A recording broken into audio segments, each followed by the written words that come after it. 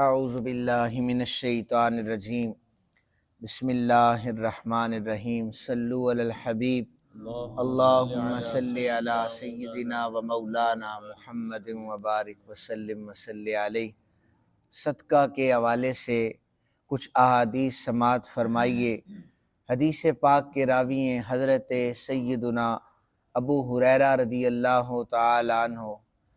آپ روایت فرماتے ہیں کہ ایک شخص نے نبی اکرم صلی اللہ علیہ وآلہ وسلم کی پاک بارگاہ میں عرض کی، یا رسول اللہ ای الصدقۃ اعظم اجرا، یا رسول اللہ صلی اللہ علیہ وآلہ وسلم کون سے صدقے میں زیادہ اجر ہے؟ تو سید عالم صلی اللہ علیہ وآلہ وسلم نے فرمایا کہ ترغیب دی حدیث مبارکہ میں کہ تندرستی کی حالت میں جب کہ مال کی محبت انسان کے دل میں موجود ہو، اس وقت جو شخص صدقہ و خیرات کرے گا تو یہ صدقہ بھی بہت زیادہ فضیلت والا ہے۔ اکثر و بیشتر یہ ہوتا ہے کہ جب انسان بیمار ہو جاتا ہے، جب اس کے ہاتھ میں کچھ نہیں ہوتا، جب جسم میں جان باقی نہیں بچتی، تو وہ دیکھتا ہے کہ اب جو میرا مال ہے یہ کسی کام کا نہیں رہا، تب وہ صدقہ کر لیتا ہے۔ اس کی بھی اسے اجر ضرور ملے گا، یہ نہیں کہ اس کا اجر نہیں ملے گا، لیکن اس میں ثواب میں جو زیادتی ہے وہ صرف اور صرف تب ہوتی ہے جب انسان بھرپور جوانی کے اندر ہو، جب مال کی محبت ہو، اس کی دولت کی محبت اس کے پاس موجود ہو اس کے اندر، اور پھر وہ کہے کہ نہیں، میں یہ پیسہ اپنی عیاشیوں کے لیے استعمال نہیں کروں گا، یہ میں اللہ کے راستے کے لیے استعمال کروں گا،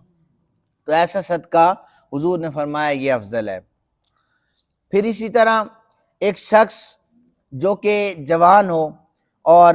اس کے خون پسینے کی کمائی وافر مقدار میں اس کے پاس موجود ہو، وہ چاہے تو اپنی خواہشات نفسانی یہ پوری بھی کر سکتا ہو، لیکن وہ خلوص اور للہیت سے اس کا مظاہرہ کرتے ہوئے وہ کہے کہ نہیں، میں دنیاوی خواہشات تو پوری کر سکتا ہوں، لیکن میں نے اپنی آخرت کا سامان اگر پیدا کرنا ہے تو پھر یہ پیسہ جو ہے میں اللہ کے راستے میں خرچ کر دیتا ہوں، تو اس کا اجر اور ثواب بہت زیادہ ہے۔ ایک دوسرا شخص ہے جو بستر مرگ پر پڑا ہوا ہے اور اسے موت کے آثار نظر آ رہے ہیں اور اس کے بدن سے روح نکلتی ہوئی اسے نظر آ رہی ہے، اسے پتہ ہے کہ میرا مال اب میرے کام نہیں آئے گا، اس وقت وہ کہتا ہے کہ میرا مال غریبوں میں تقسیم کر دیا جائے، ثواب تو اسے بھی ہوگا، لیکن کیٹیگری میں یہ دونوں برابر نہیں ہو سکتے، کیونکہ ایک نے اس وقت صدقہ کیا جب مال کی محبت عروج پر تھی اور جوانی عروج پر تھی، ایک نے اس وقت صدقہ کیا جب اسے نظر آ رہا تھا کہ اب تو اس کا کوئی فائدہ نہیں ہے میں اسے پاس رکھوں۔ نبی اکرم صلی اللہ علیہ وآلہ وسلم، اب قرآن حکیم نے واضح طور پر فرمایا لن تنالوا البر حتی تنفقوا مما تحبون، تم پوری نیکی ہرگز نہیں پا سکتے یہاں تک کہ تم اللہ کے راستے میں وہ مال خرچ کرو جو تمہیں سب سے زیادہ پسندیدہ ہو۔ میں اور آپ اپنے پسندیدہ مال کو اللہ کے راستے میں خرچ نہیں کرتے۔ صحابہ کرام رضوان اللہ تعالیٰ عنہ مجمعین کی زندگیاں پڑھیں،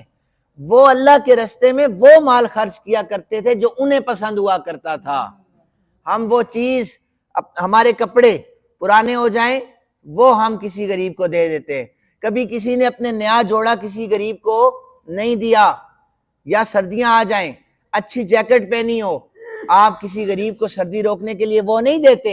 جو 2-3 سال پرانی ہو جائے وہ آپ دیتے ہیں، ثواب اس کا بھی ہوگا، لیکن اگر ثواب میں زیادتی چاہتے ہیں کہ زیادہ آپ کو اجر عطا کیا جائے تو وہ چیز جو آپ کو سب سے زیادہ پسند ہو وہ اللہ کے راستے میں خرچ کریں۔ صحابہ کرام نے یہ آیت سنی کہ نیکی پوری کا پوری اس وقت آپ کو مل سکتی ہے، اس کا اجر مل سکتا ہے جب پسندیدہ چیز کو اللہ کے راستے میں خرچ کریں۔ حضرت انس رضی اللہ تعالیٰ عنہ، آپ نے یہ آیت مبارکہ سنی، آپ بیان کرتے ہیں کہ حضرت ابو طلحہ آپ نے یہ آئے مبارکہ سنی تو سید عالم صلی اللہ علیہ وآلہ وسلم کی بارگاہ میں حاضر ہو گئے۔ یا رسول اللہ صلی اللہ علیہ وآلہ وسلم، اللہ تعالیٰ نے حکم دیا ہے کہ جو سب سے اچھی چیز ہو، پسندیدہ ہو، وہ اللہ کے راستے میں خرچ کرو۔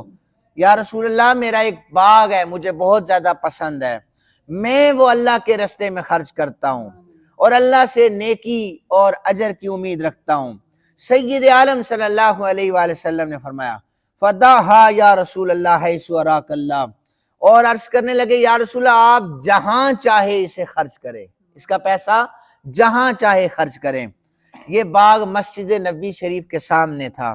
نبی اکرم صلی اللہ علیہ وآلہ وسلم اس میں تشریف لے جایا کرتے تھے اور اس باغ میں کنواں تھا، حضور اس کا میٹھا پانی خود بھی پیتے تھے، صحابہ کو بھی پلایا کرتے تھے۔ اس کا کتنا اجر و ثواب ہے۔ اور اسی طرح حضرت عمر بن خطاب رضی اللہ تعالیٰ عنہ اسی آیت پاک کی تشریح میں لن تنالوا البر حتی تنفقوا مما تحبون، آپ نے جب یہ آیت مبارکہ سنی، خیبر کی زمین میں سے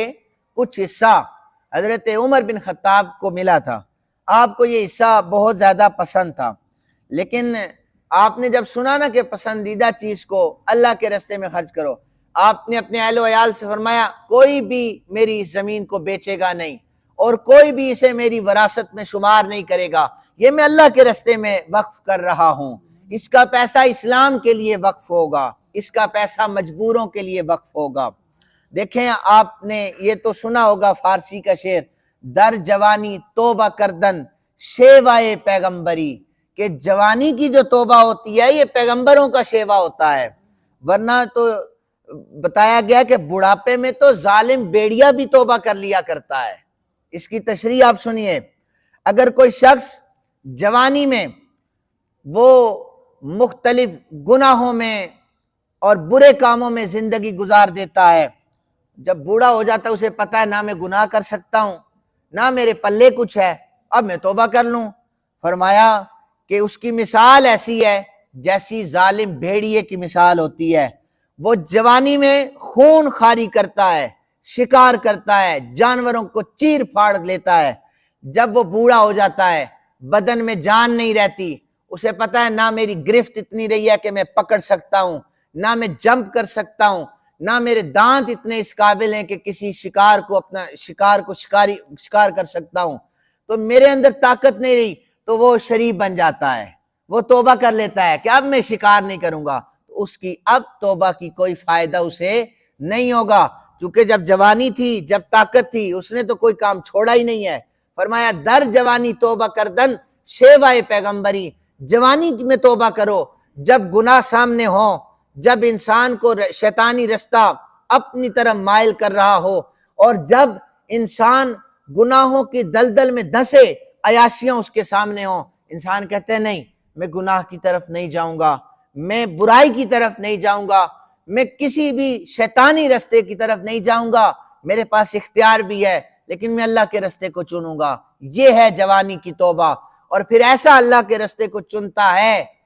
کہ پھر وہ شخص دوبارہ گناہ کی طرف نہیں آتا۔ میں آپ لوگوں کو یہ بھی عرض کرتا چلوں، رمضان شریف آتا ہے، ہم نیک ہو جاتے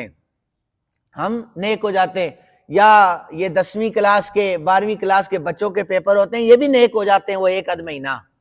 یہ ایک آدھ مہینے کی توبہ نہیں ہوتی، یہ توبہ کرنی پڑتی ہے پھر آپ کو تاکہ ساری عمر کام آئے۔ ایسے بھی چہرے میرے سامنے اکثر آ کر پوچھتے ہیں جی قاری صاحب اب نا ہم نے سوچا ہے کہ نماز شروع کر دیں، 10 دن کے بعد میں انہیں 2 سال بعد دیکھتا ہوتا ہوں۔ تو ایسی توبہ نہ کریں جو 10 دن کے لیے ہو، ایسی توبہ بھی نہ کریں جو آپ کے میٹرک کے رزلٹ تک ہو، بلکہ سچی توبہ کریں توبۃ نصوحا، جو میٹرک کے رزلٹ سے لے کر قبر تک آپ کو کام دے سکے۔ اللہ تعالیٰ سے دعا ہے اللہ تعالیٰ ہم سب کو عمل کرنے کی توفیق عطا فرمائے۔